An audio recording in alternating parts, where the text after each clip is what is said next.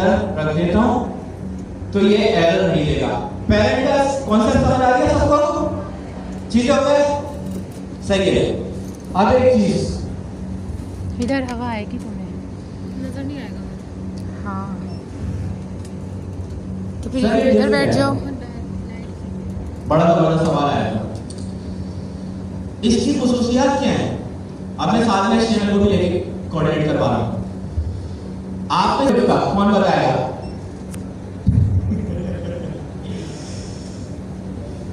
कौन है? एक बात बताएं, डिफ है क्या? तौबा है।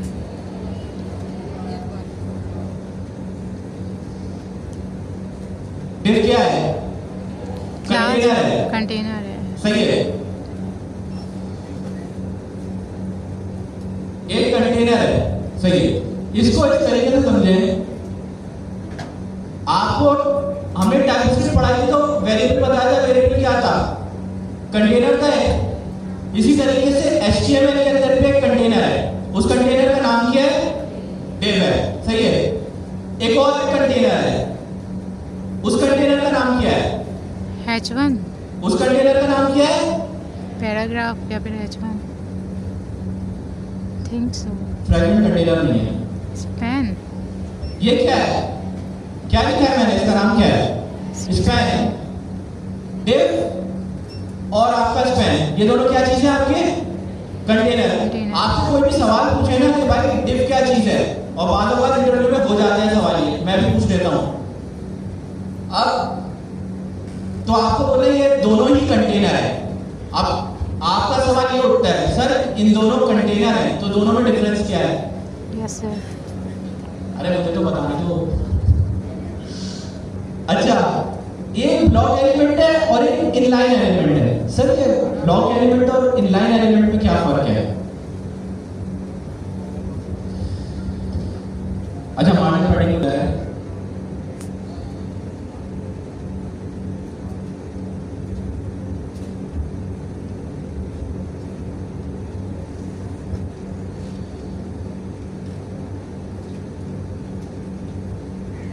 ये मेरा जो टेक्स्ट चल रहा है ना, ये एंड तक, जहां पे मेरा माउस आ रहा है, माउस देखेगा, ये 3 डॉट के नीचे तक, ये जो 3 डॉट के नीचे तक आ रहा है, block level element, div block level element है। ये पूरी की पूरी लाइन कवर करता है।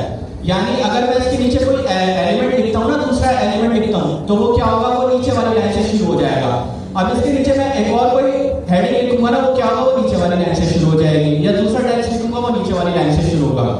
यानी ब्लॉक लेवल एलिमेंट जो है वो पूरी की पूरी आपकी लाइन कवर करता है। ये जो है ना, यहां से चलती है और ये यहां कोने तक, ये कोने तक जहां पे मेरे 3 डॉट यानी क्रोम की स्क्रीन एंड हो रही है, एक लाइन पूरी की पूरी, ये पूरी की पूरी एक ब्लॉक लाइन कहलाती है। और डिव ब्लॉक लेवल एलिमेंट है, ये पूरी की पूरी लाइन कवर करता है। ये क्लियर हो गया सबको? Yes sir.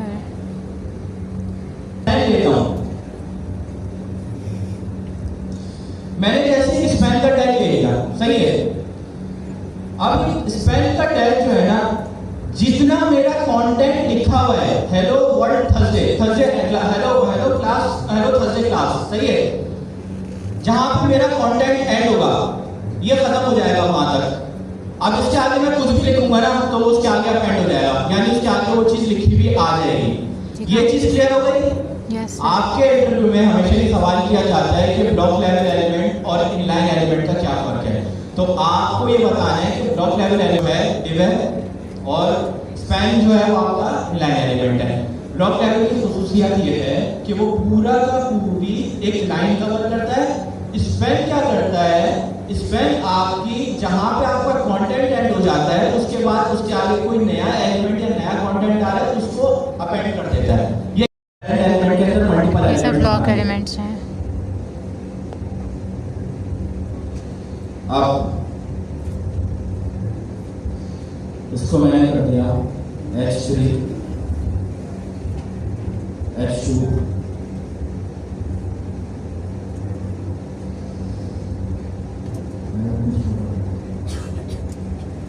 H1,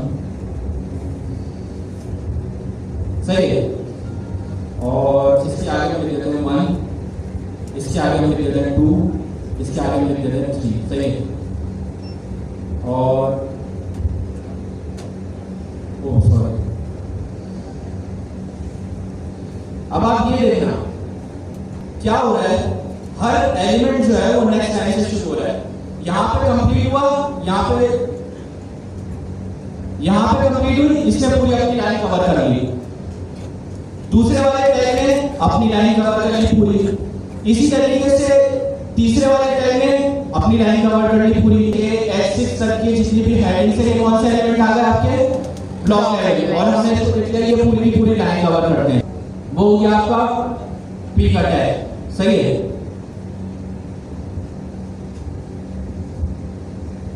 पी का टैग भी आपका ब्लॉक लाइन एलिमेंट है, ब्लॉक लेवल एलिमेंट है, सही है। ये भी अपनी पूरी की पूरी लाइंस कवर कर रहा होता है, यानी एंड तक बोला है जहां पे वो कंटेंट खत्म होगा पहले स्पैन का, उसी के आगे दूसरा कंटेंट शुरू हो जाएगा। हमारे केस में यही हुआ सिनेरियो, ये समझ आ गया सबको? Yes sir. आपका HTML का अभी थोड़ा सा लेक्चर था, सही है, इसको मुझे रन होता है तो सिर्फ ये लिखा हुआ आ जाता है, यानी जो मैंने डाल दिया कंटेंट डाल दिया। 1 मिनट का क्वेश्चन बाद में लूंगा।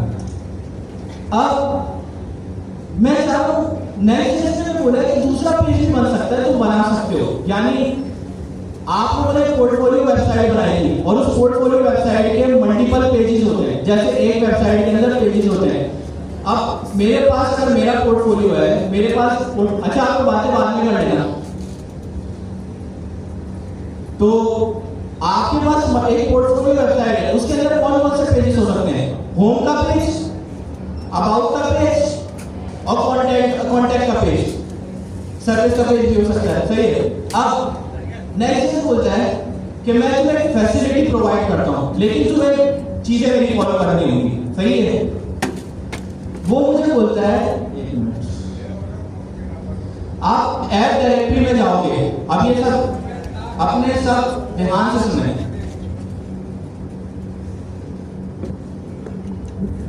ऐप डायरेक्टरी में जाओगे, इसके अंदर ये न्यू फोल्डर के बटन पे क्लिक करना, कुछ भी नाम रख देना। मैंने अभी अपने केस में क्या नाम रखा हुआ है? अबाउट। फोल्डर बन गया, यहां पे तुम्हारा काम खत्म नहीं हुआ। 3 स्टेप है। पहला क्या है? फोल्डर बना दिया तुमने। किसके अंदर फोल्डर बनाया तुमने? ऐप डायरेक्टरी के अंदर जाके। अबाउट के अंदर जाके तुम्हें एक फाइल क्रिएट करनी है। फाइल का नाम क्या है? ये किसने बताई है? मैंने बताई है। ये किसने बताई है आपको? नेक्स्ट में मुझे कन्वेंशन, अच्छा ये जो मैं आपको बोल रहा हूं ना कि उसका तरीका, उसके तरीके को आप लोग जो है प्रोग्रामिंग के टर्म में बोलते हो कन्वेंशन, यानी नेक्स्ट ने मुझे कन्वेंशन बताई है। अब उससे क्या कन्वेंशन बोलते हैं? फाइल का नाम क्या होना चाहिए? page.tsx। TSX stand for TypeScript XML। जिस तरह JSX होती है ना, जावास्क्रिप्ट XML, इसी तरीके से हम टाइपस्क्रिप्ट यूज कर रहे हैं, तो ये क्या होगा? TypeScript XML। आपने एंटर किया, ये आपका सेकंड स्टेप हो गया। पहला स्टेप आपने ऐप डायरेक्टरी के अंदर जाके एक फोल्डर बनाना है, फोल्डर किसी भी नाम का हो सकता है। स्टेप 2, उस फोल्डर के अंदर जाके आपने एक फाइल बनानी है, फाइल का नाम क्या होगा? page.tsx। इस फाइल का नाम अगर hamza.tsx रख दोगे ना, नेक्स्ट नहीं चलाएगा, वो बोलेगा मेरी जिद है, मेरी चीज फॉलो करोगे तो मैं तुम्हें चलाऊंगा, वरना मैं नहीं चलाऊंगा, तुम कुछ भी कर लो। भी आपका हो गया। अब आउट के अंदर आपने page.tsx की फाइल बनाना है। तीसरा स्टेप, आपने एक फंक्शन बनाना है। अब वो फंक्शन आपका फंक्शन कीवर्ड से भी बन सकता है, या दूसरी कौन सी टर्म है उसकी? नाश्ता करके नहीं है क्या? तो कमांड है, वो है शॉर्ट कोड है। दूसरा फंक्शन कौन सा है आपका? एरो फंक्शन है आपका। टाइप से बोल गया आपको सारे। मैं अब एक काम करता हूं, एक बनाता हूं आपका नॉर्मल फंक्शन से और एक बना दिया फंक्शन के एरो फंक्शन से, सही है। आपने इस फाइल के अंदर जाके, अब क्योंकि हम अच्छे डेवलपर्स हैं, हमने फाइल का नाम रखा है, तो जाहिर सी बात है यहां पे उसका नाम रखेंगे। एक चीज, आपको फंक्शन का पहला वर्ड कैपिटल रखना है, स्मॉल मत रखना, कैपिटल रखना है। अबाउट मेरी आदत है पेज लगाने की, आप लगाना चाहो लगा दो, नहीं लगाना चाहो नहीं लगाओ, क्योंकि हम लोग फॉलो करते हैं तो हम लोग पेज लिखते हैं, वरना अगर आप नहीं चाहते तो नहीं लगाओ, इसमें कोई वो नहीं है। फंक्शन अबाउट पेज आपका नॉर्मल फंक्शन बन गया, यहां पे आपका काम खत्म नहीं हुआ।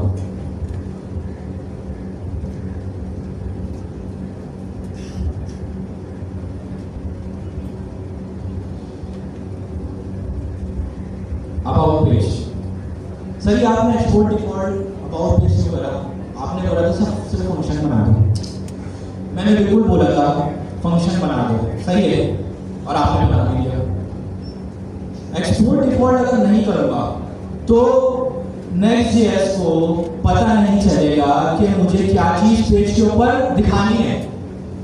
Next.js को ये चीज पता ही नहीं है कि मुझे क्या चीज दिखानी है, तो उसने बोला भाई तुम जो भी बनाओ एक फंक्शन बनाओ पहले तो, और उस फंक्शन को लास्ट में एक्सपोर्ट डिफॉल्ट करना, वरना मुझे नहीं पता कि मुझे क्या चीज दिखानी है।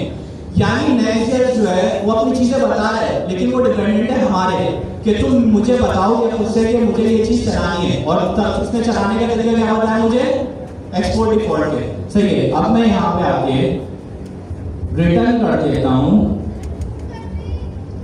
फिर जूम कर दें, सर को नजर नहीं आएगा, फिर चलिए कर देते हैं आपके लिए H2 और इसमें मैंने लिख दिया दिस इज अबाउट पेज, सही है।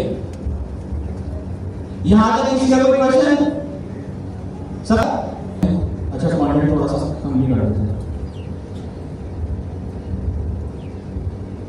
मैं आता हूं, मैं अभी इंटरफेस की वजह से नहीं आ रहा, अभी हमने प्रॉप्स नहीं पढ़े, अभी हमने प्रॉप्स नहीं पढ़े, पैरेंट टू चाइल्ड डेटा कैसे पास होता है वो भी हमने नहीं पढ़ा, इनफैक्ट अभी हमने कंपोनेंट भी नहीं पढ़े, कंपोनेंट का क्या पर्पस है, जो कि आज की क्लास में पढ़ाना था।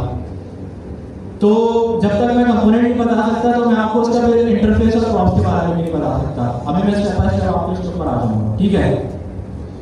अभी बहुत सारी चीजें हैं, अब वो 3000 के ऊपर तो खाली आपने जो होम पेज का लिखा था वो नजर आ रहा है, आपने जो अबाउट का पेज है वो नजर नहीं आ रहा, वो कैसे नजर आएगा? अब देख लो, आपका जो ये सर्च बार आ रहा है ना, इसको यूआरएल बार कहते हैं। 3000 के आगे आप फॉरवर्ड स्लैश लगाना, और आपके फोल्डर का नाम क्या था? अबाउट। जैसे मैं करूंगा तो मेरा कंटेंट लिखा हुआ है, तो मैंने उस पर लिखा था क्या कंटेंट लिखा हुआ है, दिस इज अबाउट पेज। यहां तक सबको क्लियर है? मैं 5 मिनट का टाइम दे रहा हूं, उसको फटाफट तो बातें बाद में करते रहना। आप लोगों को मतलब पता क्या है, मैंने आपको शुरू में एक बात बताई थी कि आप लोगों ने जो है ना Next.js को इंस्टॉल करते हुए टेलविंड को यस कर दिया था, सही है। जब आपने टेलविंड को यस किया ना, तो अब आप H1, H2, H3, H4, P का टैग लिखोगे ना, सबका साइज लेके आ रहा होगा। इस वजह से मैं आपको ना टेलविंड इंस्टॉल कराना नहीं चाह रहा, क्योंकि वो क्या करता है, आपकी सारी साइज को रीसेट कर देता है। तो ये डिफरेंस बताने के लिए मैं आपको बोला था कि अभी आप टेलविंड नो करो, ताकि आप लोग ना उसके साथ साथ HTML का डिफरेंस भी पता लगता है आपको, हेडिंग का डिफरेंस, पैराग्राफ का डिफरेंस, डिव का डिफरेंस, सही है। यहां तक मेरे हिसाब से सबको क्लियर है। अब मुझे एक और पेज बनाने जाना है, अब आप लोग मुझे बताएं किस तरीके से बनेगा वो पेज। मुझे स्टेप पता है, मैंने जो स्टेप बताए थे। फोल्डर कहां बनाना है, क्या रखूं उसका नाम, कॉन्टैक्ट रखने हैं, रख दिया, स्टेप 1 कंप्लीट हो गया। अब क्या करना है, फाइल बनानी है। फाइल का नाम क्या रखते हैं, हमसे.tsx रखते हैं, page.tsx रखते हैं, सही है, हो गया। अब समझ गई मैं जी, हाँ, ऐप मेरी सारी contact.tsx आप अगर बनाएंगे तो Next.js को पता नहीं चलेगा कि मैं कौन सी फाइल बना रहा हूं, सही है। उससे बता दिया आपको ऐप डायरेक्टरी के अंदर page.tsx बनानी है, सही है। अब क्या करना है, मैंने एरो फंक्शन बनाया है, क्या नाम रखें फंक्शन का, कॉन्टैक्ट पेज, सही है। रिटर्न क्या करना है मुझे, JSX पे क्या रिटर्न करें, contact page, this is contact page. खत्म मेरा काम। No sir, export export default contact page, बन गया बेटा? Yes sir. Dash contact. Contact page आ गया भाई? सबको समझ आ गया पेज किस तरीके से बनते हैं? Yes sir. चीजें हो गए सब? हाँ। प्रोग्रामिंग के टर्म में 404 का मतलब होता है नॉट फाउंड, यानी मुझे ये चीज मिली ही नहीं है। तो जब भी 404 का पेज आए तो उसका मतलब क्या है? उसको ये चीज मिली ही नहीं है। 404 को एक तरह प्रोग्रामिंग के टर्म में क्या बोलते हैं? Not found. सही है भाई? एक और पेज बनाऊंगा, उसके बाद फिर मैं नेस्टेड राउटिंग की तरफ जाऊंगा।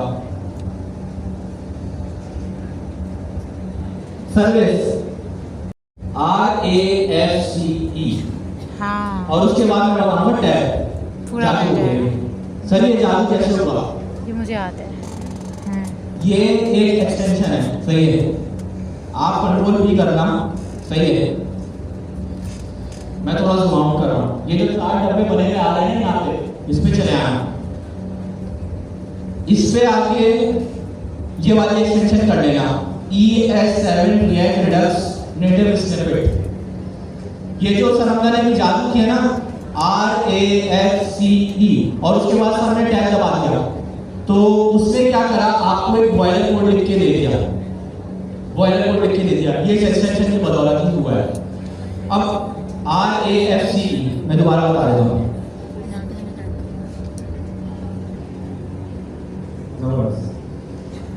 R का मतलब हो गया रिएक्ट, A का मतलब हो गया एरो, F का मतलब हो गया फंक्शन, C का मतलब हो गया कंपोनेंट, और D का मतलब मुझे शायद एक्सपोर्ट कंपोनेंट, सॉरी।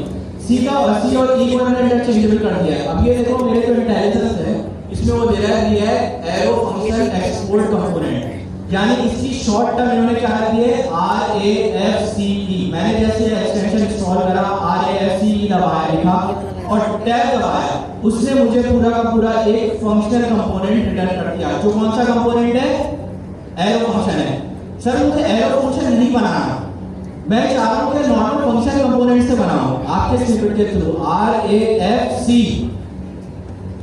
E नहीं लिखूंगा और मैं टैब दबाऊंगा। अच्छा सॉरी, RAFCE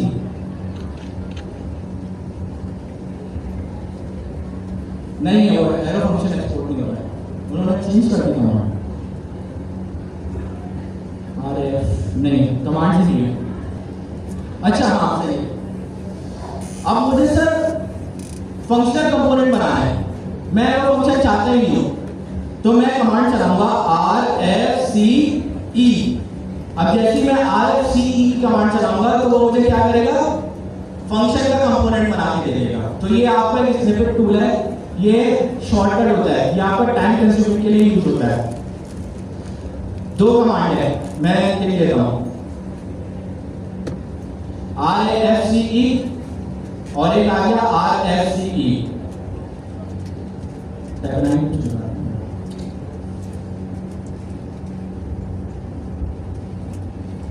ये आपका एरो फंक्शन क्रिएट करने के लिए यूज हो रहा है, फंक्शन क्रिएट करने के लिए।